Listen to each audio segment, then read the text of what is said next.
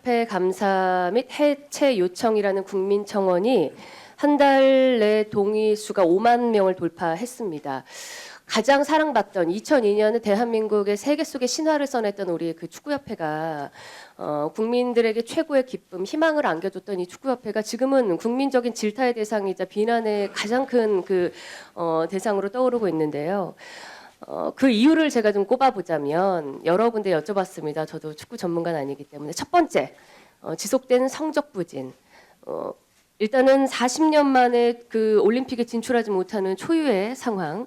그리고 최근에 저는 뭐 이렇게 표현하고 싶진 않지만 제가 여쭤본 많은 분들이 표현하신 들 인용하자면 월드컵을 앞두고 치른 경기에서의 그다지 훌륭하지 못한 졸전. 그리고 두 번째, 감독 선임 과정 등을 비롯한 축구협회 운영 과정에서의 여러 가지 불투명성. 클린스만 감독의 여러 뭐 이른바 그 시중에서는 먹튀라고도 얘기들 하셨죠. 보도가 되기도 했고. 두 번째는 홍명보 감독님을 제가 지금 이 자리에 오시라고 한 것은 감독님을 선임하는 과정에서도 대단히 좀 억지스럽다. 축구 팬들이 보시기에. 그래서 그 과정 중에 절차적인 정당성의 그 문제가 발생했고 실제로 감독님께서 울산 FC에서 잘 뛰고 계신데 중간에 가지 않겠다라는 의사를 밝혔음에도 어쩐지 상황이 급변하면서 국대 감독이 되셨고요. 이 과정에 특정한 학교에 어떤 그런 학연에 근거한 카르텔이 있는 거 아니냐라는 소문까지 돌 정도로 이런 상황들이 있었습니다. 이 상황 다 인정하십니까, 감독님?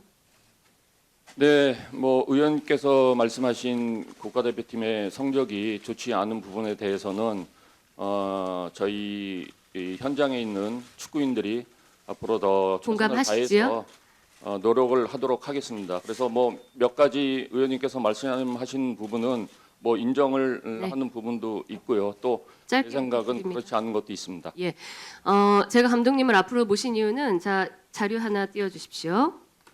우리 축구협회가 2015년부터 지금까지 국비와 시비 그리고 축협 자체의 재원까지 동원해서 약 1,550억 원을 투입하는 초대형 프로젝트를 지금 추진하고 있습니다.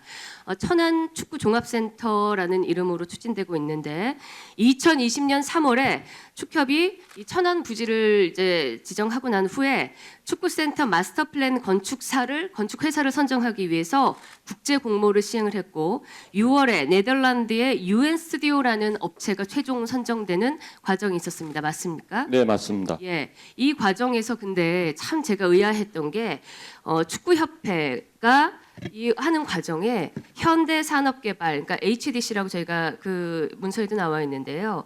이 특정 회사의 명칭이 계속해서 관련된 여러 문서들에 등장을 한다는 점이 제가 참 의아했습니다. 자, 감독님, 축구센터 건립사업이 추진되던 2017년에서 20년 12월까지 전무이사로 축구협회에서 재임하셨죠? 네, 맞습니다. 혹시 이 당시 축구협회 전무이사 외에 현대산업개발에서도 이와 관련된 다른 유관한 직위를 맡으신 적이 있습니까? 그런 적은 없습니다. 자, 다시 한번 그 레터 한번 띄워주십시오. 2020년 3월 13일 축협에서 해외 건축사에 발송한 서한입니다. 이 문서는 홍명보 전무이사의 명의로 발송됐습니다. 이 문서 잘 아시죠? 기억은 못 하는데 왜냐하면은 그 당시에 제가 축구협회 CEO였기 때문에 아마 서류가 제 이름으로 나가는 게 많이 있을 겁니다. 홍 감독님의 명의로 4개의 해외 건축사에 이 공모를 타진하는 문서가 발송됐고, 자 이제 들어가셔도 좋습니다. 축협과 현대산업개발은 당신 그 업체에 참가를 고대한다라는 4개의 업체에 대한 문서가 이 문서 안에 띄워주십시오. 계속. 자, 이런 내용이 담겨서 발송이 됐습니다. 그리고 그 다음 편지 내용을 보시면요, 이 국제공모에 최종 선정된 UN 스튜디오가 당시에 이 문서에 대해서 답신을 합니다. 답신을 하는데 수신된 장소가 어디냐? 축구협회와 현대산업개발 두 곳입니다. 현대산업개발이 전체적인 이 공모의 공식적인 과정에서 실무적인 수신을 받은 겁니다. 다음 문서 띄워주세요. 2020년 11월 24일 UN 스튜디오가 다시 과업 범위 및 수수료 제한이라는 계약 조정 문건, 비용에 관한 문건을 축구협회에 발송합니다. 이 문서 또한 현대산업개발도 동일하게 수신을 합니다. 이 문서의 4번째 페이지를 보면 현장 방문 관련 내용에 대한축구협회, 현대산업개발 그리고 한국의 설계사들과 함께 공동으로 디자인을 개발하기 위해 일정량의 한국 방문이 필요하다라고 하며 이곳에 다시 특정 회사 명칭인 현대산업개발이 등장합니다. 같은 문서의 6쪽에는 야외 운동장 설계는 지난 9월 25일 현대산업개발과의 회의에서 원칙적으로 논의하고 등의 내용, 제가 지금 띄워드린 자료에 다 있죠. 라고 구체적인 설계에 관한 논의 내용이 등장합니다. 지속적으로 이 지금 실무 논의 과정에 그 지정된 UN 스튜디오라는 그 업체와의 과정 중에 현대산업개발의 이름이 등장합니다. 자, 정몽규 회장님께 질의 드리겠습니다. 12년 동안 대한축구협회에 참 기여 많이 하셨습니다. 오랫동안 재임을 하시면서 나름대로는 본인께서 노력을 많이 했다라고 자부하실 텐데 지금 이 질타받는 상황이 좀 억울하신 면도 있을 거라고 저는 생각이 들어요.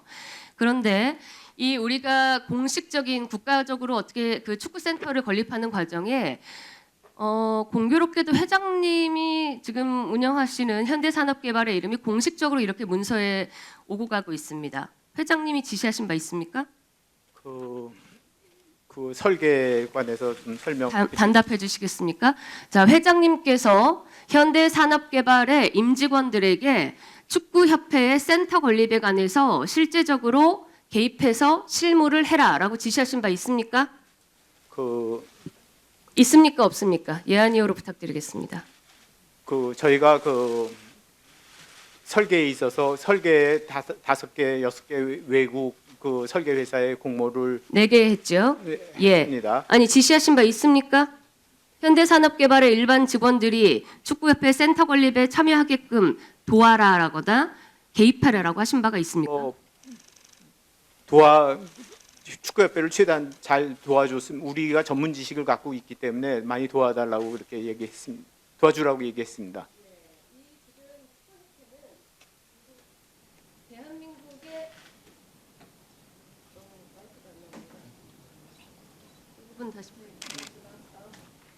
1분 다시 예.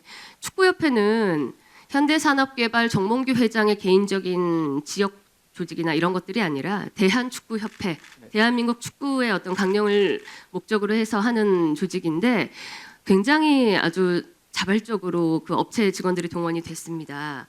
자, 제가 사진 하나 다시 띄워드릴게요.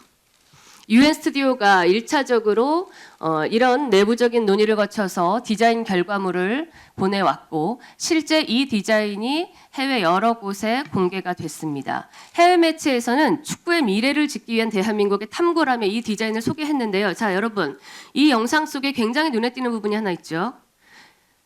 NFC라고 축구협회는 분명 NFC 센터라는 목적으로 발주를 했습니다. 그런데 다시 수주받은 디자인에는 HDC 아레나라는 이름으로 왔습니다. KFA 대한축구협회도 아니고 국가대표 트레이닝 센터도 아니고 왜 현대산업개발 아레나로 디자인이 왔을까요? 설명드려도 되겠습니까?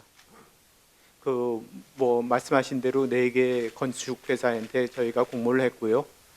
저희가 싸게 짓기 위해서 건설 설계비를 아끼기 위해서 여러 군데 4군데 다 거절하. 지금 말 돌리지 마시고요. 지금 공식적으로 왜 현대산업개발의 이름으로 왔냐는 말입니다. 그 부분 대답해 주시고 왜냐하면 축구 팬들이 정명규 회장께서 12년 동안 재임하시면서 공사를 구분 못하고 지금 축구협회를 사유화했냐라는 질문을 그러니까 현대산업개발에서는 뭐 조금의 이득이나 혜택을 본 거 하나도 없고요.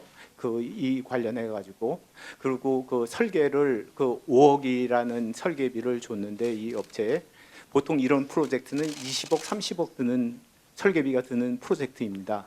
뭐 거기서도 뭐 어느 정도 뭐 상징성이 있기 때문에 하겠다는 말을 했고 그리고 또 저희가 스테디움을 지으면서 거기 네이밍 라이트를 뭐 알리안스 뭐 스테디움처럼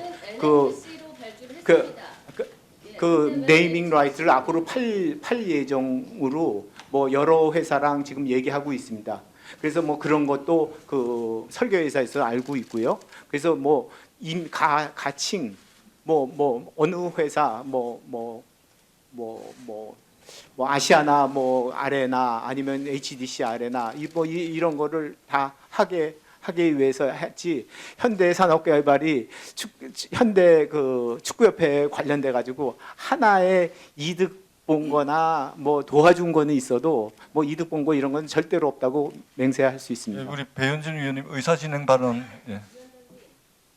위원이 질문한 바는 아주 간명합니다. 축구협회가 NFC라는 이름으로 그 아레나 센터든 아레나든 그걸 발주를 한 게 분명히 흔적이 있는데 왜 다른 디자인으로 왔느냐라는 질문에 지금 참석하신 우리 회장께서 전혀 다른 동문서답을 하시는데요. 이후 다른 의원님들의 질의 과정에서도 저희가 질문하는 질의한 바에 간명하게 목적한 바에만 대답하게 해주시고 한번 주의를 주시기 부탁드리겠습니다. 정몽규 회장님, 질의의 취지에 맞게끔 주어진 시간이 많지가 않습니다. 만약 윤석열 대통령이 탄핵이 된다면 어디로 돈이 몰리게 될까요? 이런 뉴스들을 보시면서 동시에 부자가 될 수 있다면 믿으실 건가요? 지갑에 단돈 10,000원이라도 있고 시사 정치에 관심이 있으신 분들이라면 지금 당장 돈을 벌 결심을 하셔야 합니다. 정치 뉴스를 꾸준하게 잘 챙겨보는 것만으로도 돈을 벌 기회가 있고 또 이미 큰 돈을 버는 사람들이 있죠. 이 사람들의 차이점은 뉴스를 단순히 뉴스로만 보는 게 아니라 실제로 어떤 종목들에 큰 영향을 미치게 되고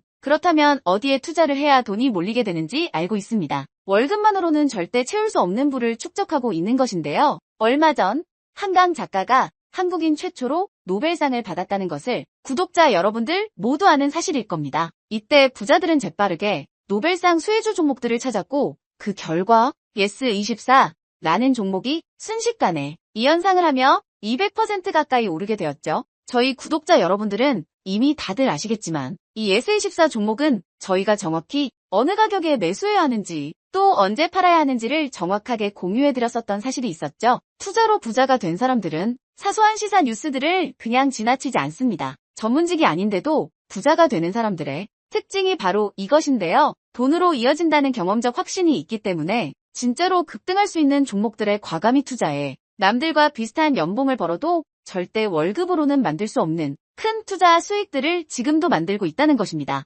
이번엔 현재 가장 핫한 북한 도발을 대비하여 또 한 번 급등이 유력한 대장 종목을 알아냈는데요. 제 목표는 채널을 크게 성장시키는 것이기 때문에 여기까지 영상을 시청해주신 분들께만 이 정보를 드리고자 합니다. 제 개인 휴대폰 번호 010-792-8273으로 기회라고 문자를 보내주시면 링크 하나를 보내드릴 건데요. 링크로 들어오시면 이번 미대선주 그리고 북한 도발 관련 유력주를 공유해드리겠습니다. 또한 윤석열이 탄핵될 것을 대비하여 탄핵 수혜주 또한 미리 파악 완료한 상태입니다. 제가 돈을 받는 것도 아니고 투자를 대신 해드리려는 것도 아니니까 어느 시간이든 편하게 문자 한번 주시면 되겠습니다. 단돈 10,000원으로라도 시작해야 하는 게 투자와 재테크죠. 수익을 보시게 될 여러분들께 제가 바라는 것은 딱 하나입니다. 지금처럼 제 채널에 구독과 좋아요를 눌러주시고 새로운 영상을 만들 때마다 시청을 해주시면 됩니다. 제 번호를 꼭 기억해주세요.